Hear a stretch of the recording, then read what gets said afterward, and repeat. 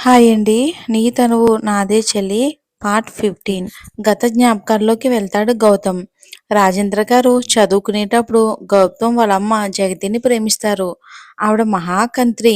రాజేంద్ర గారు డబ్బున్న వాళ్ళని తెలిసినా ఆయన్ని లొంగదీసుకోవటానికి ఆయనతో కలిసింది కావాలని. కొన్ని రోజులకు వాళ్ళ మధ్య గ్యాప్ వచ్చి దూరంగా ఉంటారు. ఆ గ్యాప్‌లోనే ఆవిడ గర్భవతి అవుతుంది. ఆ విషయం రాజేంద్ర గారికి కూడా తెలీదు.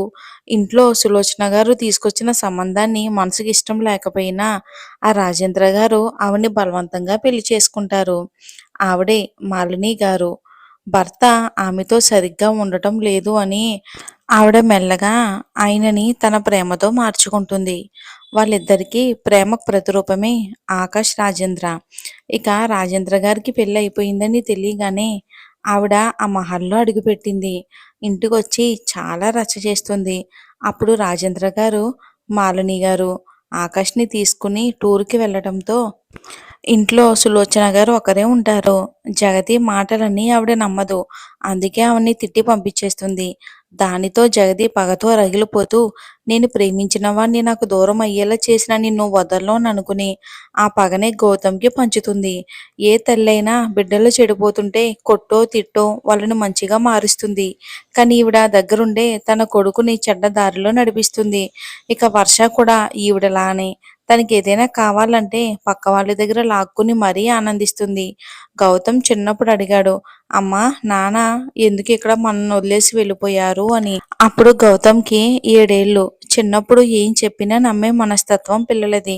ఆవిడ గౌతమ్ మైండ్‌లో బలంగా నాటుకుపోయేలా చేసింది ఆ మాటలన్నీ. నాన్నగారు నన్ను పెళ్లి చేసుకున్నారు. ఇద్దరం ఎంతో సంతోషంగా ఉండేవాళ్ళం. ఇందులో ఇంకొకరు వచ్చి మీ నాన్నని నాకు దూరం చేసేశారు. ఆయన మనల్ని వదిలేసి వెళ్ళిపోయారు. మనం ఆయనకి వద్దంట. ఆ వచ్చిందే కావాలంట అని ఏవేవో మాటలు గౌతమ్ మనసులో బలంగా నాటుకునేలా చేసింది. ఆ మాటలు గౌతమ్‌కి ఇప్పుడు కూడా గుర్తున్నాయి. నాన్న అంటేనే ద్వేషం పెంచుకున్నాడు గౌతమ్. ఆ ఫ్యామిలీని ముక్కలు చెయ్యాలి. వాళ్ళని చంపేంత కోపం పెంచుకున్నాడు. మొత్తానికి ఇక గౌతమ్ అందరి దృష్టిలో ఒక రాక్షసుడిగా మారాడు. ఇంతలో గౌతమ్‌కి కాల్ రావడంతో అటెండ్ చేసి హలో అంటాడు. సార్, ప్రాజెక్ట్ మనకే వచ్చింది. పిఏ సంతోషంగా చెప్తాడు. హా అని ఒక కన్నింగ్ స్మైల్ ఒకటి నవ్వి సరే అని కాల్ కట్ చేసి టైం చూస్తాడు. 1:30 అని చూపిస్తుంటే కిందకి వస్తాడు. ఇక పని మనిషిని పిలిచి పైన రూమ్‌కి డిన్నర్ పంపించమని మధు ఉన్న రూమ్‌కి వెళ్తాడు గౌతమ్. లోపలికి వెళ్ళి బుజ్జి కుక్క పిల్లలా పడుకుని ఉన్న మధుని చూస్తూ అది గౌతమ్‌కి నచ్చక అక్కడే ఉన్న బాటిల్‌లో నీళ్లు తన మొహం మీద వంపేస్తాడు. మధుకి సునామీలో కొట్టుకుపోతున్నట్టు అనిపిస్తూ ఉంటే కష్టంగా కళ్ళు తెరుస్తుంది. మధు ఎదురుగా చిరుతపులులాంటి కళ్ళతో తనని చూస్తున్న గౌతమ్ కనిపించేసరికి ఏ నీకేమైనా పిచ్చా అసలు? నన్నెందుకు ఇక్కడికి తీసుకొచ్చావు అని అరుస్తూ ఉంటుంది. గౌతమ్ తనని ఏ మాత్రం కూడా దేకకుండా అక్కడే బెడ్ మీద కూర్చుని మధు వైపు చూస్తాడు. నిన్నే పిలుస్తుంటే అసలు మాట్లాడవేంటి? అసలు నన్నెందుకు ఇక్కడికి తీసుకొచ్చావు? నన్ను మా ఇంటికి పంపించేసేయ్. మా ఇంటికాడ మా అమ్మ, నాన్న నా కోసం ఎదురు చూస్తూ ఉంటారు. నన్ను మా ఇంటికి తీసుకెళ్ళిపో అని తన ఫ్లోలో తను చెప్పుకుంటూ పోతుంది. తనకి మాట్లాడి మాట్లాడి ఆవేశం వచ్చి రిలాక్స్ కోసం బెడ్ మీద కూర్చుని ఊపిరి తీసుకుంటుంది. తను మాట్లాడడం పూర్తి కావడంతో నిన్నెందుకు తీసుకొచ్చానంటే మా చెల్లిని కొట్టించావన్న కోపంతో. అది అంత తేలికగా పోదు. ఇప్పుడు నీ ఫిగర్ చూస్తుంటే సూపర్ సెక్సీగా ఉన్నావంటాడు. గౌతమ్‌ని చిరాగ్గా చూస్తూ నువ్వు నన్ను సొంతం చేసుకోవాలి అని అనుకోవటం నీ భ్రమ. అది ఈ జన్మలో జరగదు అని అంటుంది కోపంగా. ఓహ్! అని గౌతమ్ తన 2 చేతుల్ని మధు గోడకి లాక్ చేసి తన కళ్ళల్లోకి చూస్తూ నీ చెయ్యి నా శరీరాన్ని తాకిన వెంటనే నిప్పుతో నా ఒళ్ళంతా తగలబెట్టుకుంటాను కానీ నా శరీరాన్ని మాత్రం నీకు అర్పించను అని అంటుంది కోపంగా. తన మాటలకి సూటిగా చూస్తూ నీ మీద నీకు చాలా నమ్మకం ఉందిలే. సరే నీతో ఒక విషయం మాట్లాడాలి అంటాడు. ఏంటి అంటుంది. నువ్వు నాకు కావాలి. అదే నీ శరీరం కావాలి. నిన్ను నువ్వు అమ్ముకుంటావా? ఎంత కావాలి నీకు అంటాడు. తన మాటలు చిరాగ్గా చూస్తూ నీతో మాట్లాడడం వేస్ట్. మా నాన్నగారు ఇప్పటికే పోలీస్ స్టేషన్‌కి వెళ్ళి ఉంటారు. నీ అంతు వాళ్ళు చూస్తారు అంటుంది కోపంగా. గౌతమ్ కన్నింగా చూస్తూ పోలీస్ ఎవడు వస్తాడో రమ్మను. నన్నెవడు ఏం పీకలేడు. ఇంతకీ నా ప్రశ్నకి సమాధానం అని అంటాడు. నేను చచ్చినా ఆ పని చెయ్యను అంటుంది. చూద్దాం, నీకు నువ్వే నా దగ్గరకు వచ్చే రోజు తొందరలోనే వస్తుందని తన మీదకి వస్తూ ఉండడంతో టెన్షన్గా చూస్తుంది మధు. ఇంతలో తలుపు ఎవరో కొడుతుండేసరికి గౌతమ్ వెళ్తాడు. మేడు భోజనం తెచ్చి వెళ్ళిపోతుంది.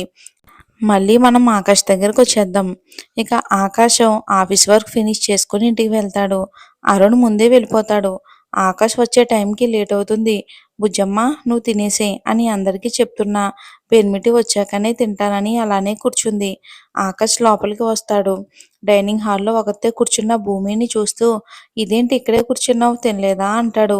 నీ కోసం చూస్తూ ఇక్కడే ఉన్నాను పెనిమిటి అంటుంది. సరే భోజనం పైకి తెచ్చే, నేను ఫ్రెష్ అవుతాను అని రూమ్కి వెళ్తాడు. భూమి 2 ప్లేట్లతో రూమ్లోకి అడుగు పెడుతుంది. స్నానం చేసి టవల్ బాడీని తుడుచుకుంటూ వస్తున్న ఆకాష్ని చూసి కళ్ళు వదిలేసి మరీ అలానే చూస్తుంది భూమి.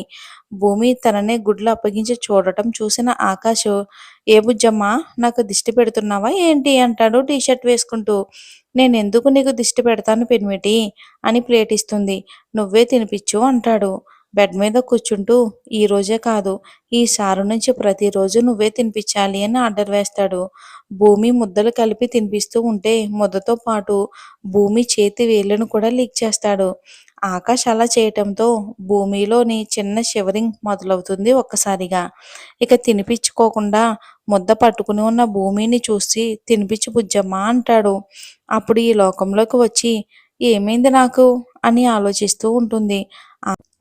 ఆకాష్ మనసులో, పొద్దున్న నాకు దూరంగా ఉండవే అంటే హత్తుకుని మరీ పడుకున్నావు కదా, నీకు సేమ్ ట్రీట్మెంట్ బుజ్జమ్మ అనుకుంటాడు.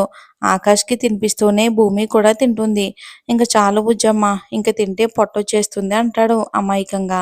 ఏం రాదు అని ఇంకో 2 ముద్దలు తినిపిస్తుంది.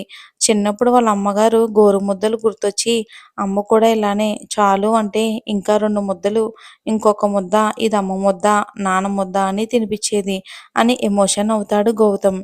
అత్తమ్మ గుర్తొచ్చిందా పిన్మిటి అని తన కన్నీళ్లు తుడుస్తుంది. హా అని అంటాడు.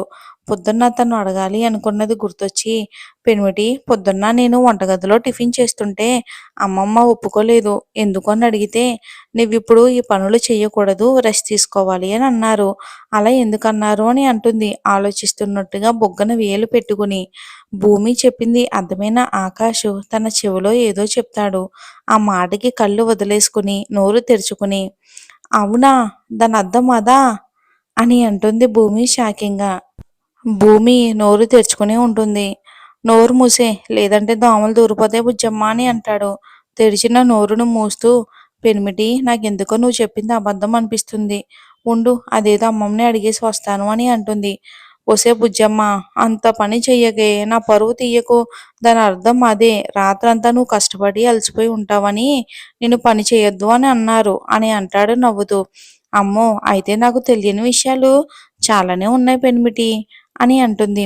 ఇందాక నేను టీవీలోని ఒక సీరియల్ చూసా పెనిమిటి. అందులోని రొమాన్స్ అనే పదం ఒకటి వాడారు. అది చూసి అరుణ్ అన్నయ్య సిగ్గుపడుతూ పైకి వెళ్ళిపోయాడు. గుణ కూడా నేనేం చూడలేదు అన్నట్టు దిక్కులు చూస్తున్నాడు. ఇక పిన్ని, అమ్మమ్మ, నానమ్మ ముసిముసిగా నవ్వుకుంటున్నారు. దాని అర్థం ఏంటి అంటుంది బుర్రగోక్కుంటూ. మంచివాడిని అడిగో పాప, చెప్పు పెన్మిటి అంటుంది భూమి. దాని అర్థం దాని అర్థం అది అది నీకు చెప్పిన అర్థం అవదే బుజ్జమ్మ, అది చెప్పకూడదు, సీక్రెట్ అంటాడు తప్పించుకుంటూ. ఏం పర్లేదు పెనిమిటి, చెప్పు. మొగుడు పెళ్ళాల మధ్య ఏ సీక్రెట్స్ ఉంచకూడదంట. అదేదో చెప్తే నేను తెలుసుకుంటా కదా అని అంటుంది. ష్, నీకు అర్థం కాదే బుజ్జమ్మ, నా మాట విను, తర్వాత నీకు సమయం వచ్చినప్పుడు చెప్తాను అని అంటాడు ఆకాష్. ఈ విషయంలో మాత్రం అస్సలు వినను, నువ్వు చెప్పి తీరాల్సిందే పెనిమిటి, లేకపోతే నేను వెళ్ళి పిన్ని గారిని అడుగుతాను అని బెడ్ దిగుతుంది. ఓసే ఆగవే, నీ ఆత్రం తగలయ్యా, అది ఎవరిని పడితే వాళ్ళని అడగకూడదే అంటాడు భూమిని ఆపుతూ. అయితే నువ్వే చెప్పు పెనిమిటి అంటుంది చేతులు కట్టుకుని. ఆకాశం భూమిని ఎలాగైనా కన్విన్స్ చేయాలని తన ఒడిలో కూర్చోబెట్టుకుని, అది నీకు సమయం వచ్చినప్పుడు చెప్తాను, అది ఎప్పుడు పడితే అప్పుడు చెప్పకూడదు. ఈ ఒక్కసారికి నీ నిర్ణయం మార్చుకో బుజ్జమ్మ అని అంటాడు తన బుగ్గలు గిల్లుతూ. సరే, నీకోసం నా నిర్ణయాన్ని మార్చుకుంటాను పెనిమిటి, కానీ ఒక షరతు. దానికి నువ్వు ఒప్పుకుంటేనే ఖచ్చితంగా మార్చుకుంటాను అని అంటుంది. ఏం షరతది బుజ్జమ్మ అని అంటాడు ఆకాషు. ముందు నువ్వు మాట ఇవ్వు పెనిమిటి, అప్పుడు చెప్తాను అని అంటుంది. సరే ఇచ్చాను. ఇప్పుడు చెప్పు ఏంటి అంటాడు. తన చేతిలో చెయ్యి వేసి చెప్పకపోతే చూపించు పెనిమిటి, నీ ఇష్టం వచ్చినప్పుడు చెప్దువులే. ప్రస్తుతానికి చేసి చూపించు చాలు అని అంటుంది. దానితో ఆకాష్ గొంతులో పచ్చి వెలక్కాయ పడ్డట్టు అయ్యింది ఒక్కసారిగా. మరి ఆకాష్ చేసి చూపిస్తాడా? చెప్తాడా? అనేది మనం వచ్చే భాగంలో చూద్దాం.